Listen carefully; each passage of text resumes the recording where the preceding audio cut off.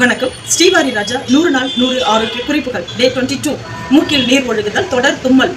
இது யாருக்கு ஏற்படும் அப்படின்னா, நோய் எதிர்ப்பு சக்தி குறைபாடு இருப்பவர்களுக்கு தான் இந்த தொடர் தும்மல், தொடர் மூக்கு ஒழுகுதல் இதெல்லாமே ஏற்படும்.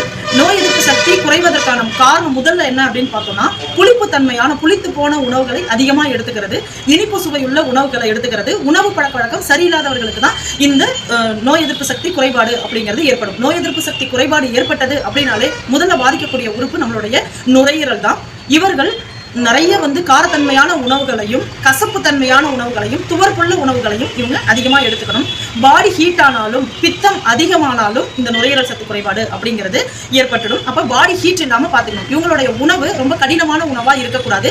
எளிதில் ஜீரணமாகக்கூடிய நீராகாரமான உணவுகளாக இவங்க எடுத்துக்கும் போது சளியை இலகுவாக்கி வெளியில கொண்டு வர தன்மை அந்த உணவுக்கு இருக்கும். அதனால இலகுவான உணவா அவங்க எடுத்துக்கணும். எளிதில் ஜீரணமாகக்கூடிய உணவா எடுத்துக்கணும். இந்த மூக்குல நீர் ஒழுகிக்கிட்டே இருக்கு, தும்மல் வந்துகிட்டே இருக்கு அப்படிங்கிறதுக்கு விரலி மஞ்சள் இருக்கு இல்லையா, அந்த விரலி மஞ்சளை நல்லெண்ணெய் விளக்கில் சுட்டு, அந்த சுட்டதுக்கு அப்புறமா அந்த புகை வரும் பாருங்க, அந்த புகையை இவங்க மூக்கால சுவாசிக்கணும். அப்படி சுவாசிக்கும் போது மூக்கில் சுவாச பாதையில அடைப்பு இருந்தாலும் அடைப்பை சரி பண்ணி அந்த தும்மலை ஸ்டாப் பண்ணக்கூடிய சக்தி இந்த விரலி மஞ்சள் புகைக்கு இருக்கு. இந்த புகையை பிடிங்க, உங்களுக்கு அந்த மூக்கில் தும்மல் வர்றதும் மூக்கு ஒழுகிறதும் சரியாயிடும்.